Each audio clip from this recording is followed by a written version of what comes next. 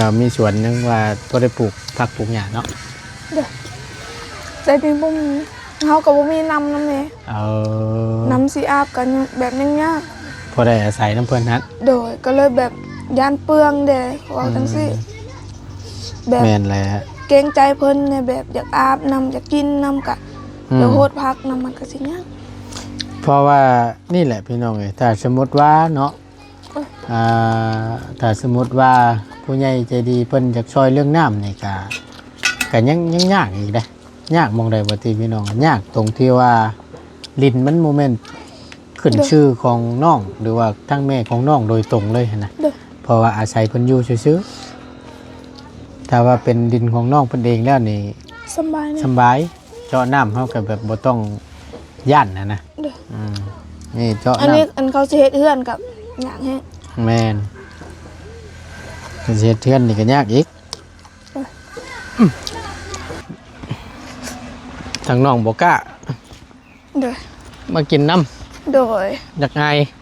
ายกล้องแน่น้อยนึงอยากอายกล้องแน่น้อยนึงโดยเอ้ยนี่บ่อายเนาะบ่อายแล้ว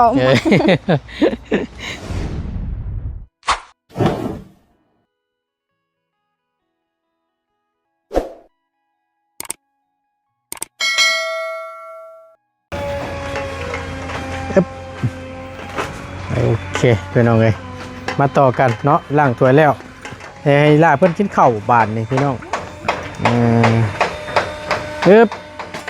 เอ้ยแซ่บๆจักบาท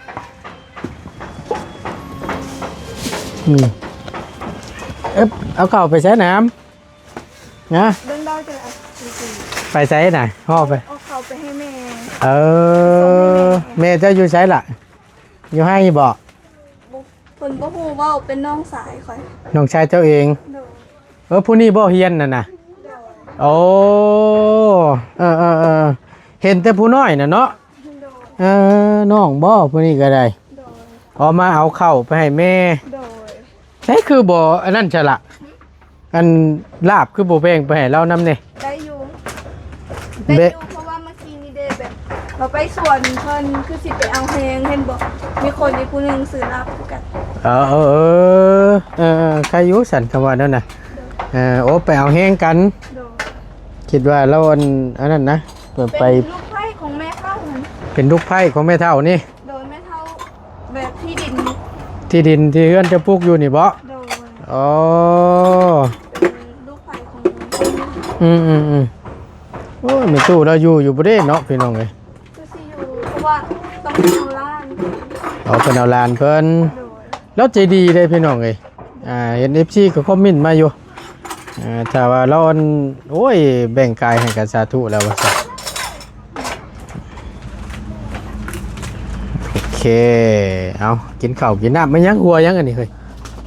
หัวผักแป้นบ่ข่อยบ่ฮู้แต่ถ้าเป็นภาษาข่อยก็สเกียวเบิ่งก่อนจังหน่อยนึงพี่น้องกินเด้อน้องเด้อกินรสห่วยตึ๊บนี่เด้พี่น้องเลย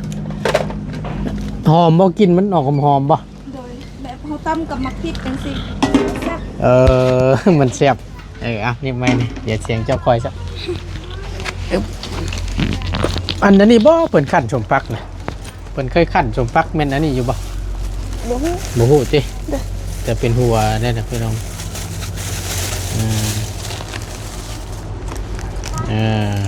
ที่แรกว่าเป็นยังเกาะเจ้าสร้างยังเกาะสมพักเอาแต่สมพักสมพักมากินสมพักถุงเดียวนี่ได้พี่น้องพอดีตั้งบัวตุนก็เลยว่าก็เลยว่าน้องช่างเอาแม่ว่าลาบสิ้นวะน้องเพิ่นเอาชุดนึงกินรสอยู่หม่องโรงงานน่ะใกล้ๆกันกับห้านเอื้อยแล้วเนาะมาสั่งกับข้าวประจำบ่โดยแต่บ่ค่อยแบบคันมีบางมื้อหัวน้ำบ่เฮ็ดกินก็ไปสั่งเขาอยู่หานเพิ่นนำคันมื้อได้เพิ่นเฮ็ดกินก็กินข้าวอยู่ห้านบ่แต่ว่าเพิ่นเฮ็ดนี่มันได้กินโอเคเป็นอยู่ว่าสมพักเลยแล้วนี่เนาะหอมจริงหอมอยู่หอมบ่หอม บ่ได้เป็นกระเพาะนี่แล้วพี่น้องเอ้ยได้แต่ลมกินมันนั่นแหละกินบ่ได้เด้ คนเป็นกระเพาะกินส้มพักนี่บ่ได้บ่ บ่ประเภทของรองนี่บ่ได้ เด้อ แอลกอฮอล์ก็คือกัน เด้อ พวกเหล้าพวกเบียร์น้ำอัดลมอย่างงี้พิษ ถือ ได้ ว่าบ่ได้เลย แม่นสมพักประเภทของรองน้ำไม้แห้งแล้วโลดโดยกระเพาะนะ ย่าข่อยก็คือกันกินพักอันนี้ถือว่าบ่ฮู้คือกันแต่หน่อไม้นี่กินบ่ได้เลยส้มหน่อไม้แห่งเด็ก เจ็บเลยแม่นบ่ โดย นั่นแหละโรคกระเพาะนี่น้องป้าตเต็มถ้วยป่านเลย เด้อ น้องเจ้าอยู่ใส่น้องเจ้าเอิ้นมากินน้ำกันเดี๋ยวเพิ่นจะได้กินข้าวประจัก ยังบ่ฮู้เดี๋ยวคือกินแล้วล่ะ แบ่งไว้บ่ โดย ชอบต้มน้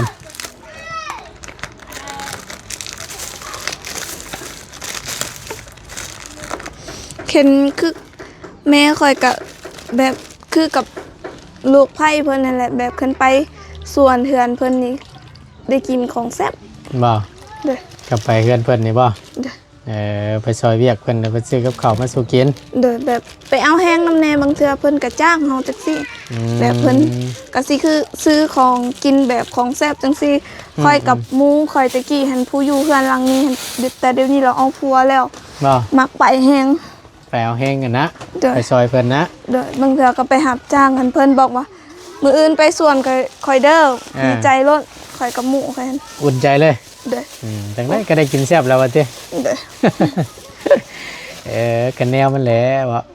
เพราะว่าอยู่เฮือนเฮาบ่ค่อยมีแบบ แนวกินแซ่บ เด้อ ๆ แบบก็เลยอยากกินแบบโดนได้กินเทื่อนึงจังซี่อะเดี๋ยวเอิ้นน้องกินข้าวก่อน โดยเอิ้นว่าโดดหลายมากินน้ำกัน สิ้นจะได้สิ้นจะได้น้องบอกว่าให้กินรส เพิ่นกินแล้วบ่ ยันเพิ่นบ่กล้าเข้ากล่องเสียหายกล่องนิดหน่อยหนึง บ่หมอผู้ชายนั่นอันนั้นเนาะอันผู้นั้นไปเฮียนเนาะ เด้อ บักหำเพิ่นไปเฮียนผู้นั้นได้จักปีแล้วเนาะ หลายเติบแล้วได้อยู่เพิ่นนั้นแต่ว่าเพิ่นโตน้อยซื่อๆคือกับข่อยนี่ แต่ผู้ชายนี่ ลืมอธิษฐาน เอา แม่น อันนี้นี่อธิษฐานแบบเลย เด้อ อยากคู่คือกันได้ไอ้กะ บอกว่าได้ บอกว่าได้ เด้อ เป็นความลับบ่ เด้อ ทุกครั้งบ่เนาะ ทุกครั้งก่อนสิกินข้าวแล้วก็ก่อนนอนตื่นนอน ก่อนสิกินข้าวอธิษฐาน เด้อ ก่อนสินอนอธิษฐาน ตื่นนอนอธิษฐาน เด้อไปเวียกอธิษฐาน ขอให้พระเจ้าคุ้มครอง เอาประมาณนั้น โดยไปใส่มาใส่ก็ขอให้ปลอดภัย อันนี้นี่มันคือศาสนาคริสต์ โด เนาะ ยแบบตั้งคนต่างเสือบจังซี่นะ โอ้ฉันบอกใช่แต่ว่าอธิษฐานนี่ตัวนี้นี่บอกบ่ได้บ่กินข้าวนี่ บอกได้อยู่ บอกได้อยู่ บอกได้โย โดย คืออย่างก่อนนี้นะ อธิษฐานขอให้กุศิ กินดีมนอนรับป่ะ ประมาณนั้นแหละ บ่เห็นบ่เอาเอิ้น FC กินข้าวแน่ มากินข้าวน้ำกันเด้อ เนาะโอ้ย FC เพิ่นเบิ่งอยู่ได้เจ้าฮู้นะว่าเจ้าเป็นคนหลังในเด้นี่ บอก โอ้โธ่เห็นทั่วโลกเลยล่ะเอ้ย เด้อ อย่าลี เพิ่นเนี่ย เขินบ่เอา FC เพิ่นก็ยังว่าโอ้ยนกปอพูดตัวอยู่บ่ว่าซั่นน้องเป็นคนหลังเด้อว่าซั่นเนาะFC เจ้าหลายได้ เด้อขอบใจ ผู้เพิ่นได้เบิ่งได้ชมนี่แหละหลังตั้งทีมงานได้ถ่ายทำลงไปนี่แหละก็โดยความที่เพิ่นเห็นนั่นต้น เด้อต้องขอบใจพวกอ้ายๆแล้วก็เอื้อยเพิ่น โด พวก ย ผู้ใหญ่ใจดีนำ เจ้าเอากินไปน้ำคุยไปน้ำพี่น้องเลยเพื่อเป็นการโบเสียเวลาเนาะ เด้อ กินข้าวน้ำบ่ เด้อ กินน่ากินแหละขอบใจหลายๆบ่เป็นหยังกินดีมแล้วบ่ต้นก็ได้ แล้วก็พอดีพ่อน้องเพิ่น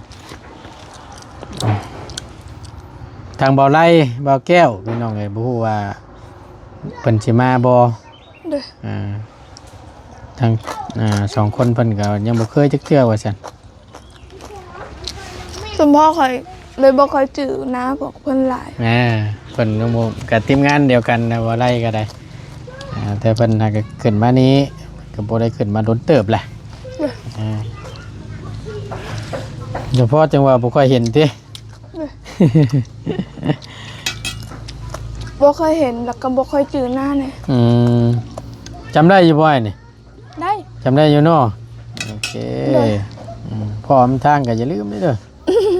บ่ลืมดอก ทักกันได้เห็นว่าก็ได้ อันนี้บ่เห็นมื้อนั้นหั่นค่อยคล้ายๆลุงลีทางเบาหลี เห็นนางกินข้าวเปียกเลยข่อยก็แนมแทนแนมว่าแต่คิดว่าแม่นก็บ่แม่นแม่นบ่แม่นแต่ ลังเลอยู่บ่อันมือวอลี่ซื้อข้าวเปียกมาให้นะแล้วอ้ายขึ้นมานั่นบ่แม่นวอลี่อยู่บ่ติ บ่แม่นถามอ้ายเพิ่นเพราะว่าตอนเที่ยงค่อยมากินข้าวเด้มาซื้อของกินคือกับมื้อนี้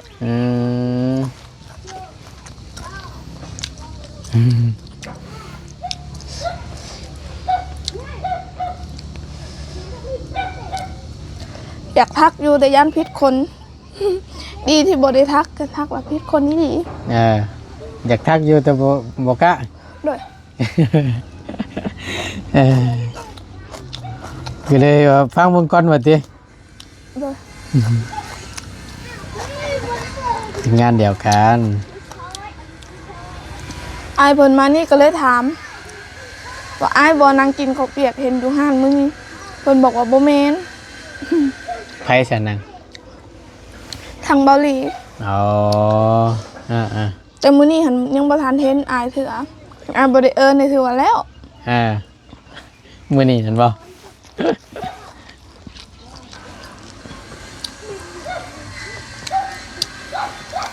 เห็นแล้วเนี่ยเห็นไปเบิ่งอยู่ก็ยังว่าย่าน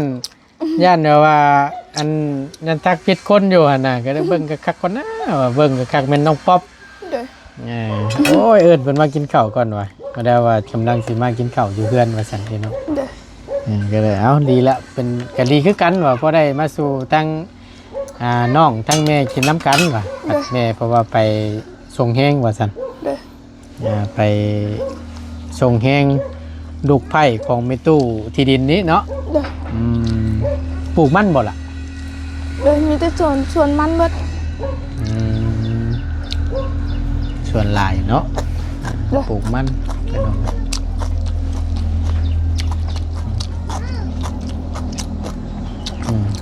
กินข้าวแล้วตู้เด้อ จะโรยเชิญแซ่บ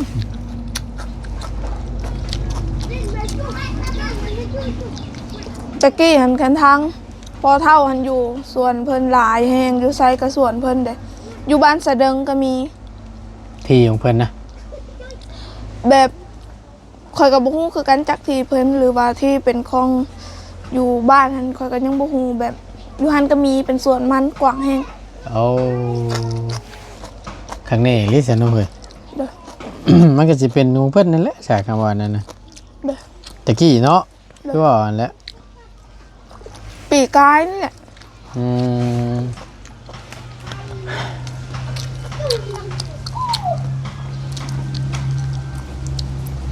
สมพักเลยเพิ่นนี่ก็แซ่บคักเจ้าวะเด้อลาบก็แซ่บเลยเพิ่นมากินแฮงฟังเรื่อยเด้อน้องเพิ่นว่าแซ่บว่าซั่นเด้อแซ่บข่อยบ่ฮู้ข่อยไปถามเพิ่นมื้อนั้นเฮ็ดแจ่วหวานให้หัวหน้าแบบหัวหน้าข่อยบ่กินอันนั้นเด้บ่กินปลาแดกแต่ข่อยไปถามเพิ่นแล้วบัดนี้เพิ่นบอกว่าให้ใส่น้ำปลาเอาน้ำปลาแทนก็แซ่บอยู่แซ่บคือกันแซ่บคนละแบบเนาะเอาเนาะก็บางคนก็บ่มักคือว่าแหละบางคนก็บ่มักบางคนแต่ข่อยเฮ็ด2แบบใส่ปลาแดกนำตัวหัวหน้าข่อยก็กินข่อยละงงแบบเอาเป็นยังแบบเอ้ยเขาตำบักฮุงคือบ่กินปลาแดก ข่อยไปซื้อแล้วบ่ให้ซื้อใส่ปลาแดก แต่ว่าผู้ตำนะเพิ่นเขาใส่ปลาแดกก็กินคือกันเนาะ สร้างเป็นแท้ก็ว่าบ่กินแล้วบ่กินเลยก็อยู่เนาะ ด้วยแต่อันนี่เฮ็ดเป็นแจวกินข้าวตำใส่กระมะคุงบ่กิน ข่อยกินบ่เป็นด้วยกันแบบกินข้าวนำกันจังซี่น่ะมันเป็นอะไรเพิ่นบ่กินมักเผ็ดอ๋อมันก็ ย่างสีสันมันก็บ่ได้เนาะจะแล้วอยู่แล้วคันซื้อลาบจังซี่แล้วบ่ให้ใส่มักเผ็ด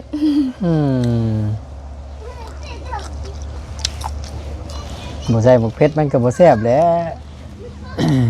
แซ่บอยู่หน่อยนึงเพราะว่าทางเอื้อยเขาเฮ็ดแซ่บแต่แบบเฮาเคยกินแบบมีมักเผ็ดนำเดแบบมันก็เลยบ่แซ่บปานใดคันมีมักเผ็ดนี่คือว่าแซ่บแฮงคือว่ามันมีรสชาติขึ้นมาอีกแน่เนาะโดยคือกับมื้อนี้แต่หัวหน้าเขาบ่กินมักเผ็ดยันกินเผ็ดบ่ได้นะตามไปประมาณนั่นแหละพี่น้องเอากินให้แซ่บ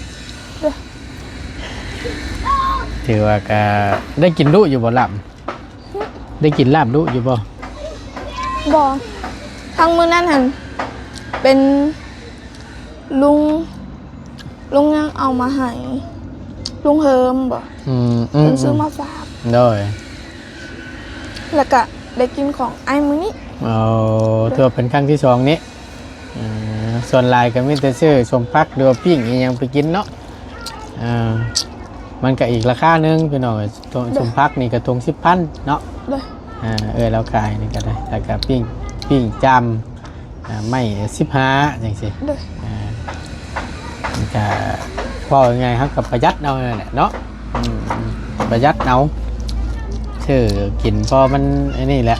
กินเพื่ออยู่ว่าสั้นซะกินยังก็กินไปเพื่ออยู่รอดเนาะประมาณนั้นนะพี่น้องเพราะว่าใจความหมายน้องเพิ่นแต่ว่าแนวแบบมันลาบจีนบ่หรือว่าแนวแบบเพลงๆเนี่ยก็คิดแล้วคิดดีกันแหละกิน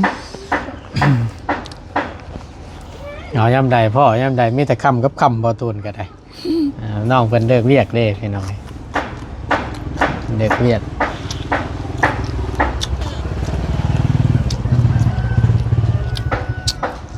เลิกงานมา5 โมงแล้วกับพ่อกับทีมงานกันหลายผู้หลายคนพี่น้องเลยก็เวียนเยี่ยมยามทำข้าวทั้งน้องเพิ่นเนาะแต่ละมืออาจจะพอได้กินแน่คือไอ้ว่าวหันแล้วช่วงนี้ข้าวต้มขนม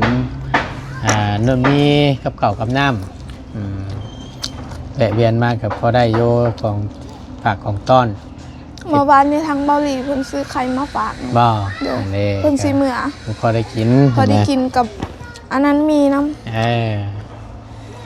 นี่แต่ถ้าง่ายกับสิกับคือกันแล้วไม่ได้กันอันสิกับมึงมีบ่เมื่อคือกันเมื่อบ้านก้อนมาล้นเติบแหละ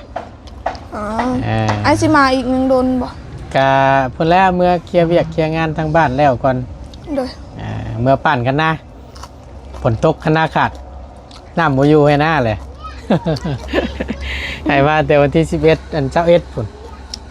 แต่ก็เบิดเลือนผู้ดีก็เสียวานั่นนะก็ได้เมื่อก่อนวะเมื่อเบิ่งงานอยู่ทั้งบ้านน้ำเนพี่น้องประทุนก็ได้คือเค็ดน้องน้อยนะคือกันขึ้นจะเห็นขึ้นโค้งหลังคาระบบเดี๋ยวเมื่อเบิ่งก่อนเนาะคือพุ่นก็มีทั้งน้องพัดไส้ที่คอยเบิ่งเบาอันยาวเนาะทั้งน้องเพิ่นประทุนกับแลนคุณแลนพี่เนี่ยไอเมื่อก็ยังมีอยู่หรอกทีมงานยังหลายคนอยู่เต็มอยู่แล้วแล้วพุ่นละที่เกิดมาใหม่เกิดมาอีกรอบนี้หวังว่าคงจะได้ข่าวดีเนาะภาวนาเด้อไม่ต้องไง ขนาดเพิ่นจำได้ที่นั้นเพิ่นนั้นพ่อน้องพ่อหูอยู่ป่ะที่เพิ่นอยากขายให้เขียนตั้งบ่บุญบ้านป่าอันบ่บุญจะละวันว่าเพิ่นอยากขายเท่าใด20 ล้านจังบ่20 ล้านกว้างจังเม็ด20 เมตรบ่20 คูณ 20บ่20 คูณ 20จะขาย20 ล้าน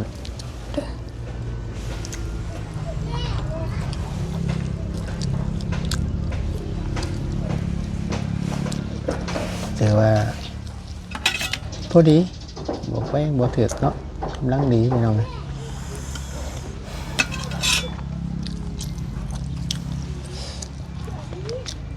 โมมีมาพริกเนาะเฮ้ย มีอยู่ แต่โบมักกัดเนาะ เพราะว่ามันเผ็ดหลายเจ็บคอนี่ บตูนก็ได้กินกับชมพักในห่วยมาพริกแล้วพี่น้องเลย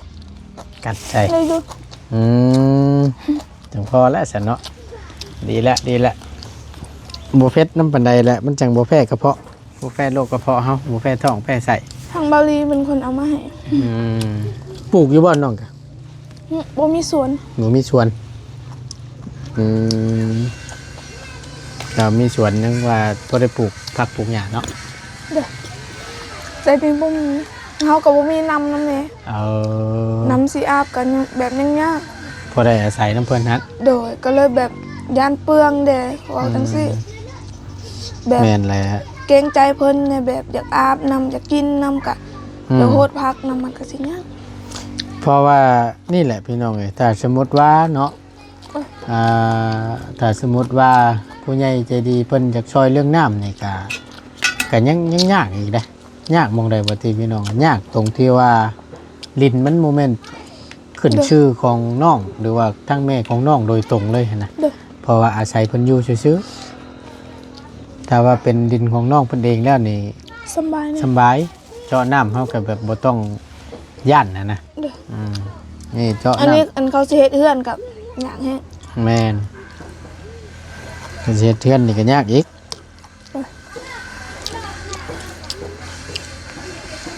กินหลายอยู่นี่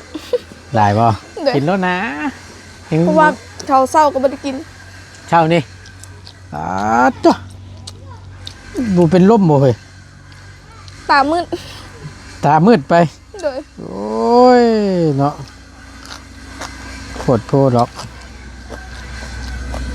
เนี่ยมันได้บ่กินข้าวเช้าตามหลักการมันแล้วกับตอนเช้านี่ต้องกินนะกินในเต็มที่แล้วตอนเที่ยงกินตอนแร แล้ว ง ค่อ มาย แบบอดใจบ่ไหวตอนแรกนี่กินข้าวหลายก็เลยบ่อยากกินข้าวตอนเช้า เพราะว่าอย่างที่หนึ่งมันตามหลักการตอนเช้าเขาใส่พลังงานเอาเห็ดเวียกเห็ดงานเด้กินโดดตอนเที่ยงมากกินโดดกินอิ่มเอาเห็ดเวียกตอนแรงมาแหละเขาเลิกเวียกเลิกงานแหละเขากินจำใดก็ได้กินแล้วก็นอนเด้เขาบริเวณเวียกกันอย่างก่อนชีวานี่เพราะว่าใส่พลังงานช่วงเช้าและเที่ยงนี้ โดย เมื่อยกินหลาย กินน้ำลืมไปว่ามีน้ำอยู่ กินอ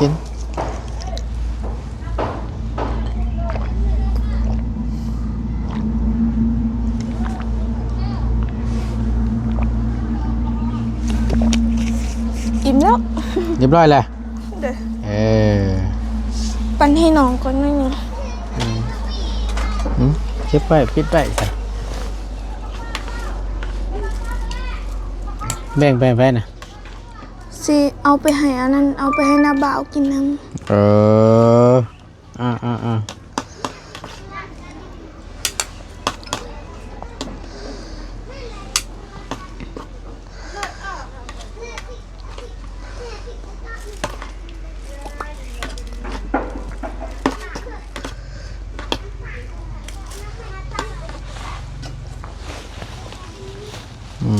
โอเค ำสัมผักปะ เอาไว้หาแนวถ้วยกวบไว้บาดนี้เอาถือว่ากินข้าวอิ่มเป็นทีเรียบร้อยบาดนี้พี่น้องเนาะ เด้อ ถ้าทางทีมงานบ่มาเนี่ยก็แม่นทั้งน้องเพิ่นก็สิได้ไปเวียกต่อ เด้อ ว่าซั่นครับพังเบิ่งเนาะ เด้อ ว่าไผสิเข้ามาแน่พี่น้องเอ้ยโอเคเข้าบ่เราไปบ่ บ่ได้เอาไป อันนี้เป็น โอเค เขาอยู่หันยาข่อยก็มีแล้ว ขึ้นทะเลพี่น้องสิตกคำสมโนบานนี่ปิดอยู่บ่นี่ บ่ปิดก็ได้ นะ บ่ปิดก็ได้ บ่ ยาม ปิด น้องข่อยสิขึ้นมากินข้าว โอ้โอเคไปทางน้องบ่กล้า เด้อ มากินน้ โดย ำอยากอาย เดี๋ยวอายกล้องแน่น้อยหนึ อง ยากอายกล้องแหน่น้อยนึง โดย เอ้ยนี่บ่อายเนาะ บ่อายแล้ว เบิดยามอายเลยติ โดยเบิดแล้ว เด้อ เอาน่ะเรากำลังกินข้าวผู้ดีประจะกินหยังอ่ะนะ กินอย่างเด้บาดนี่กินข้าวผู้ดีบ่บ่กินเมี่ยงโอ้ยเจ้าเอา กิน สมบักม่วง งานเอา เอออ่าตัวคักแน่นี่นี่ เกี่ยวประเด็ด เจ้าปลาแหลกคือจังว่าคักแท้นี่เนาะแซ่บเท่านั้นแล้วซั่นกินรสนะกินรสแซ่บๆรสสู้กันกินนั่นกินโอ้ทางอันเรื่อยแล้วนี่พ่ออยู่หันได้เหมือนเนาะเมียเจ้าบ่ โดย พ่อบ่ได้ไปให้บ่มื้อนี่บ่ได้ไปบ่ หมูพักเลย อ๋อหมู่พักก็เลยบ่ได้ไปมื้อนี่ โดย พักผ่อนจังว่าคุณ มีแต่ทาช่องแห้งแต่เขาไม่ได้ไปมื้อ คุ้นๆนะพี่น้องโอ้ยแม่นนี่เนาะก็ เสาทางใดเนาะ ก็คือเป็นญาติพี่น้องกันนี่เนาะเบิ่งนี่แม่นบ่ อยู่กุตุบเลยประชาเว้าประชาลาวนี่มันเว้าบ่หลาย เอาเพิ่นฟัง ทางเวียดนั่น ชวนหลายจะทั้งเวียดพุทธ โดย เพิ่นอยากฟังออกกันได้ เพิ่นเว้าเวียดนี่ได้ ได้ บ่ มันเว้าหลายนี่มันบ่เก่ง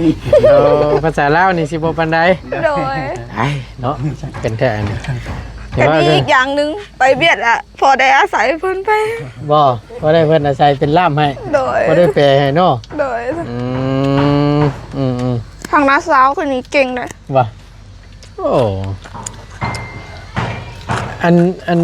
โอ้สิว่าจังได๋บ่ตูนบ่ขอเว้าซะยับมันบ่ถึก ญาติบ่ถึกได้สิคือเว้าภาษาเวียดก็ได้อันภาษาเวียดนี่แอมนี่แม่นได้น้องบ่ แม่นเนาะ แอมนี่ได้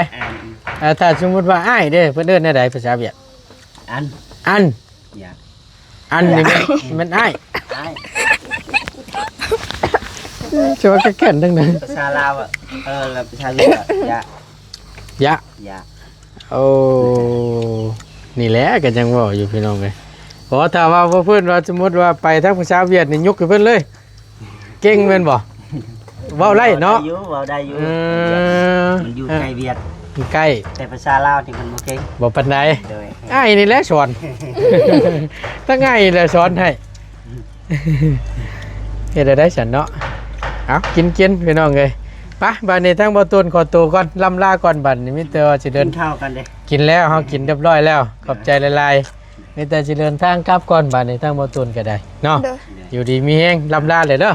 สบายดีเด้อทางนี้เด้อ กันเด้อ สบายดีล่ะ อวยพร โดยสบายดีอยู่ดีมีแฮง ขอให้เจ้าอวยพร สา ขอให้ ธุ อ้ายเดินทางปลอดภัยเด้อ โดย ขอให้ร่ำรวยๆขอให้พระเจ้าอวยพร สาธุ6ตัวเด้อล่ะเด้อ เด้อ เฮ็ดเทือนให้ได้ไม่รถ6ตัวนี่ โอเคพี่น้องเอ้ยไปอยู่ดีมีแฮง จอดนี่สบาย โอเคเนาะ เด็กน้อยลิ้นแน่ แม่นๆน่ายขอบใจหลายๆเนาะไปพี่น้องเอ้ยสบายดีเด้อพี่น้องเด้อบรรยากาศปาดโถ